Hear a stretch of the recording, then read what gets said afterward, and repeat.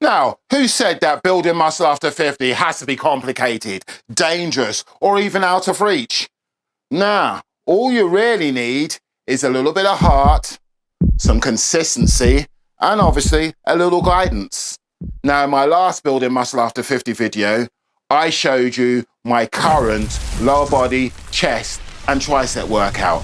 And I also gave you my very own homemade pre-workout formula.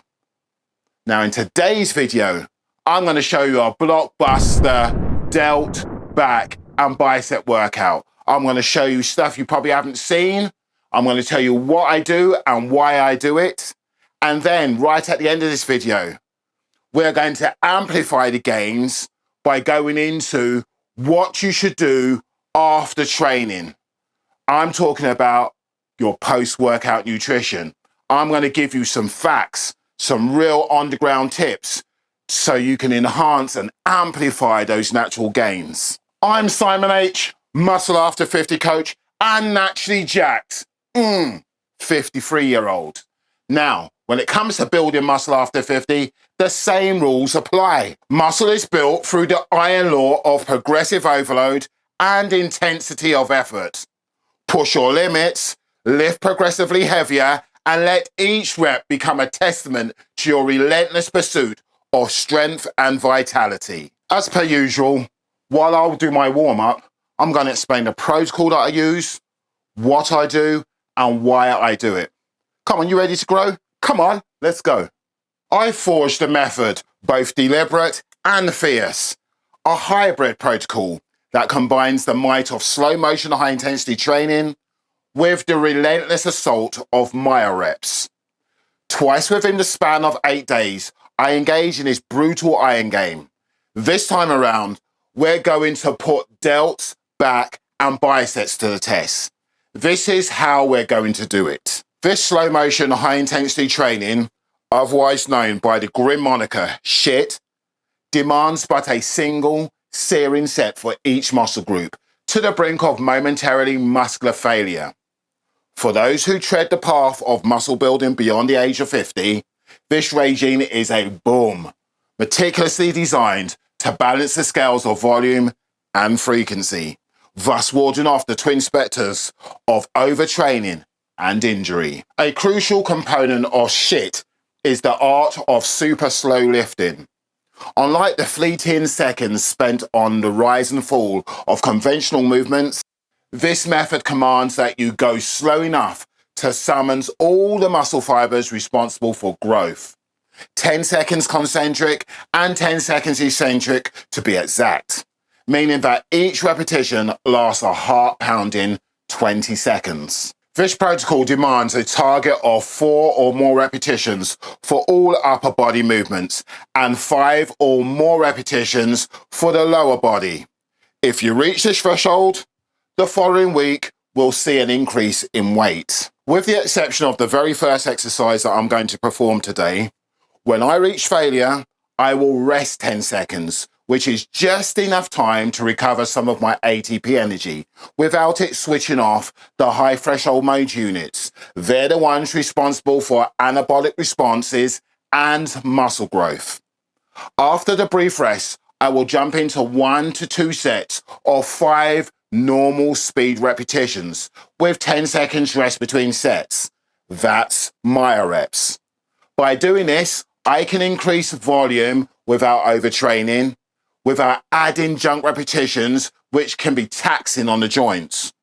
All in all, I'm able to stimulate muscle growth without the use of extremely heavy weights and without the fatigue that light weights brings to the table. Okay, let's get down to the business of building muscle after 50. Enjoy.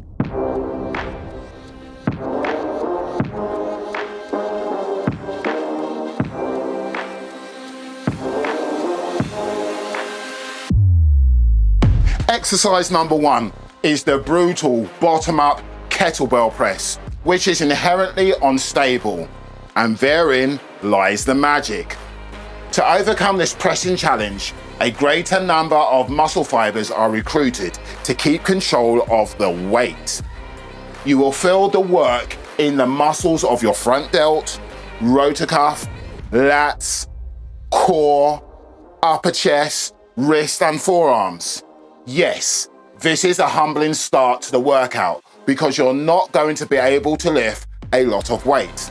But the question lays, can you perform the 4+ slow motion repetitions required to allow a weight increase next week? I've graduated from the 35 pounds to 38 pounds this week.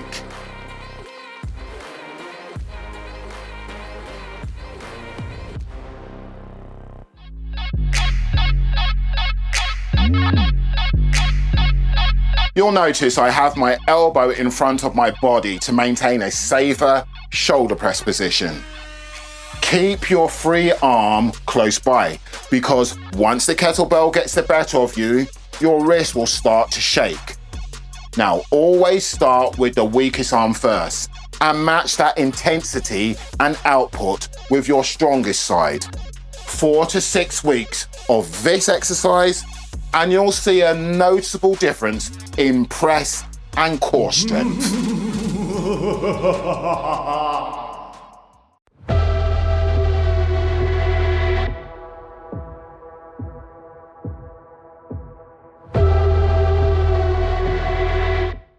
If you care about bulletproofing your shoulders, you'll know that the upright row, the traditional one, involves lifting weights to the chest with elbows flared out, which can pinch the tendons in the shoulder joint.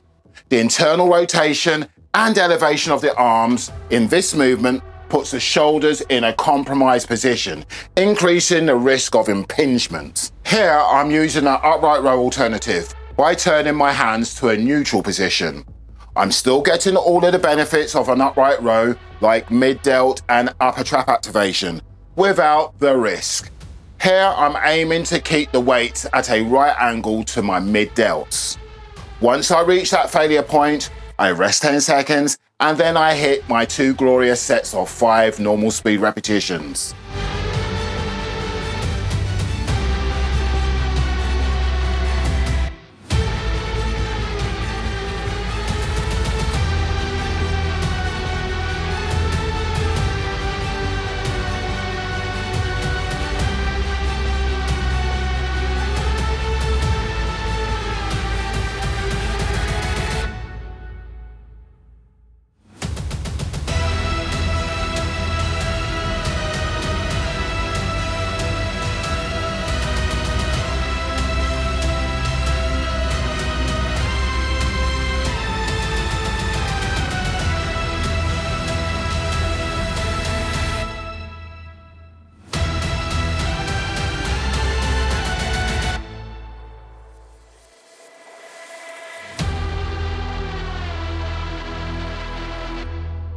Next, in the deltoid melting pot, we're going to throw in something for the rear delts. Supinated rear delt row to be exact. This will work the muscles in the upper back as well. I start with the dumbbells close together and bring them out as wide as I can while keeping my elbows up instead of back. Here I find it more comfortable leaning my chest on the head of a reverse bench as opposed to bending over or laying prone on a bench.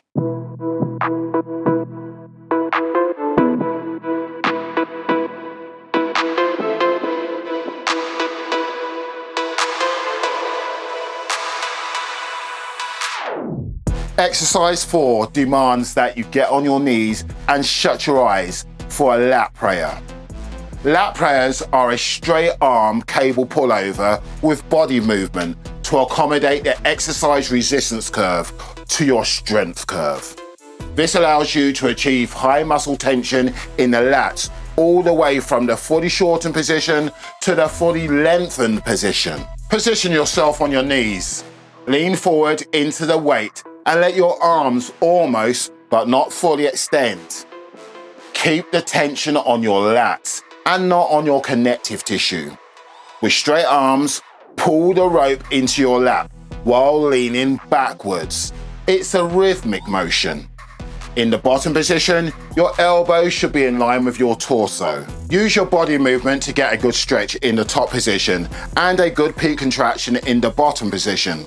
If you don't get a good stretch, lean over further forward during ascent. If you don't get a good peak contraction, lean more backwards during the descent or step back a bit further from the cable tower.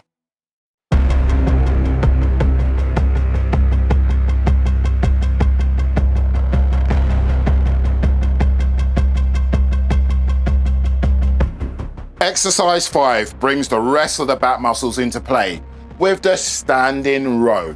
A great alternative if you don't have a seated row. The ropes allow for a more natural grip, while the standing position enables me to hunch over at the beginning of the movement to involve as much of the back as possible. As I pull back, I'm thinking about depressing my shoulders while aiming to put my elbows in my back pocket. The reason why? This helps me to switch off the upper traps, which usually takes most of the load. And now it allows the mid and lower traps to engage. 10 seconds rest and 2 sets of 5 finishes off the back in a blood pumping fashion.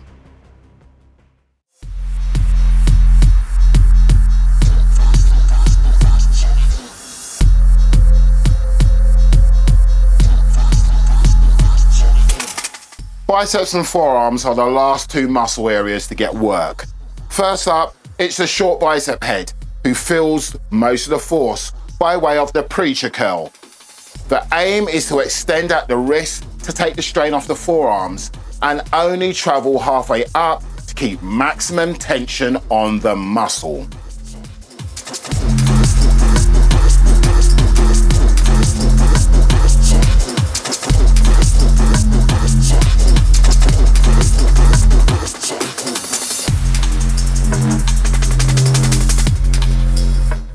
Now we're going to close out the show with a thumping seated hammer curl. Here, I'm after maximum activation, not only on the long bicep head, but also the brachialis and the brachyradialis. Okay, now you see my workout. If you're wondering why you're not growing, there could be 101 different reasons why you're not building a little bit of muscle after 50. But one of the most popular ones, apart from the nutrition side, is that you go into the gym and you swap exercises week in and week out, like you're changing your underwear. You see, with that workout I just showed you, I'm going to be consistently on that workout for 6 to 8 weeks. Why?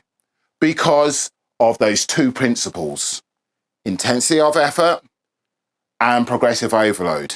Now, with intensity of effort, the first week I might be slightly off with my reps.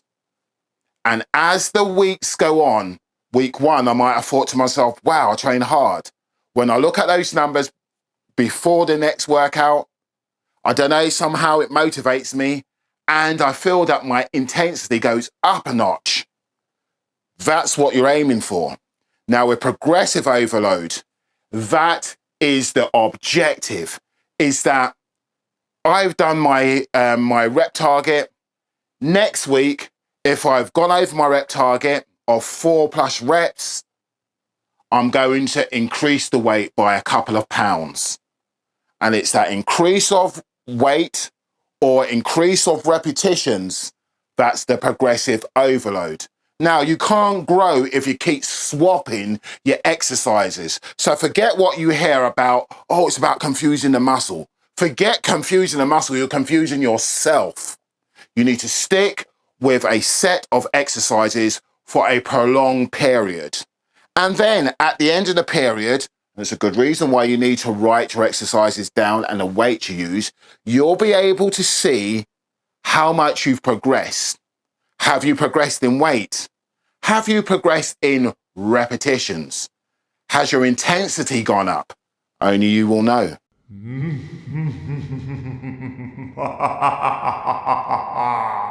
Now, with that being said, that is all a grand waste of time. The hard training, the intensity, the writing shit down, if you haven't got your post-workout nutrition on lock And I mean on lock. Now, there's so much muscle after 50 opportunities that you can leave on the table through having poor post-workout nutrition. Most people get it stuck in their mind that they're building a muscle in the gym. But you're not building muscle in the gym. You are stimulating an opportunity. You are building an opportunity to get more muscle in the gym. It's when you are out of the gym that the magic happens. And the first port of call is that post-workout nutrition. Now, if you want to hear the tips and tricks that I use for my post-workout nutrition, come on, let's go in the lab. Follow me. Let's grow. Okay, here are the 6 ingredients I add to my post-workout nutrition. The first one is whey protein. Why? Because it's the fastest digesting protein, and along with eggs, it's the most bioavailable protein.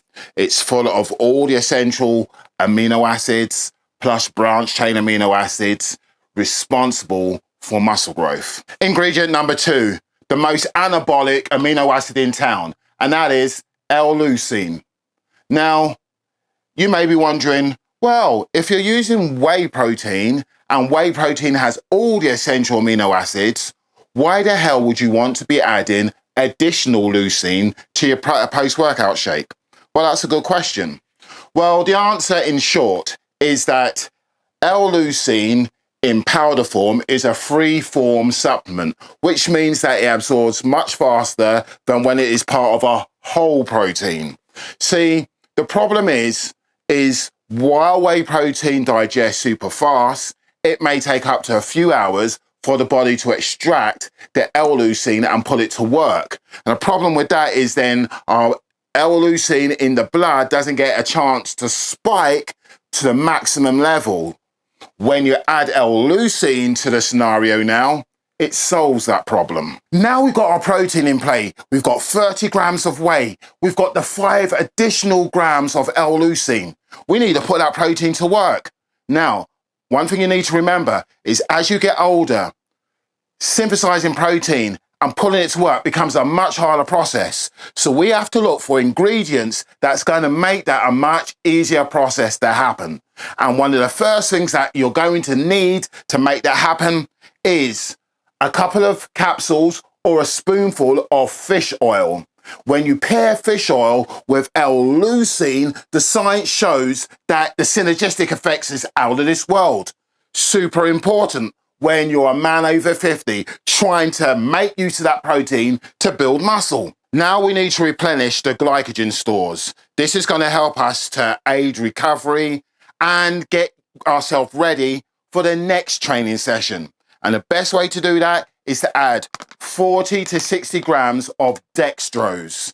But let's make that process even more speedier, because if you add a half a teaspoon of Celtic sea salt now, the sodium in that sea salt is going to initiate the absorption of the glycogen much quicker and more effectively. When we add a very small amount of fructose by way of a small orange, what we're actually doing is initiating a high absorption rate of carbohydrates. Now, the fructose will go straight to the liver, and what that will do is speed up the whole process and help us to get fewer blood sugar spikes, which is majorly important for men over 50. So we just had our training session and we got our post-workout nutrition ready to go. But when should we drink it? Well, I've been training for well over 40 years. So when I first started training, the thing to do was to drink. You had this anabolic window that you needed to be inside of. You needed to get that post-workout shake down the hatch as soon as possible. Now, there's a lot of people that still believe that, but science since have shown that that's not the case. Now, especially if you're a natural lifter, your body is interested in only a couple of things. It's not interested in building muscle. What it is interested in is balance and harmony. So your body needs to go through certain processes straight after training. And one of those other processes that your body needs to be able to handle itself is to be able to handle that buildup of inflammation that has gone on through training.